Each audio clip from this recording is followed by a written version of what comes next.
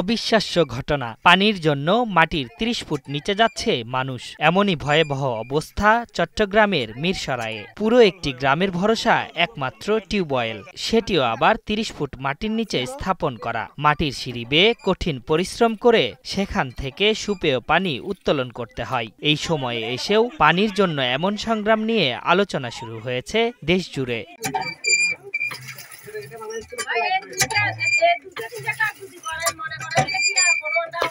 একটি টিউবওয়েল থেকে কোনোমতে পানি সংগ্রহ করে চলছে ৫০টি পরিবার। বর্ষা মৌসুম এলে ডুবে যায় এই টিউবওয়েল, আর গরমের দিনে পানি ওঠে কম।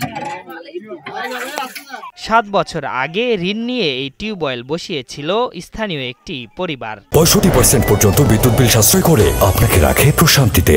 ওয়ালটন ফ্যান হাওয়া বদলে দেয়। এনজিও থেকে ৩০,০০০ টাকা নিয়ে মাফিয়া বেগম এই টিউবওয়েল স্থাপন করেন, যা এখন ৩০০ মানুষের ভরসা। চট্টগ্রামের মিরসরাই উপজেলার করেরহাট ইউনিয়নের ঘেরামারা আজিজনগর গ্রামে এই টিউবওয়েল দিয়ে পানির চাহিদা মেটাচ্ছে স্থানীয়রা। আর এসব পানি মাটির নিচ থেকে কলসে ভর্তি করে ঘরে ফেরেন নারীরা। স্থানীয়দের দাবি, শিগগিরই কোনো ব্যবস্থা না হলে আগামী বর্ষায় আবারও সুপেয় পানির সংকটে পড়বে স্থানীয়রা।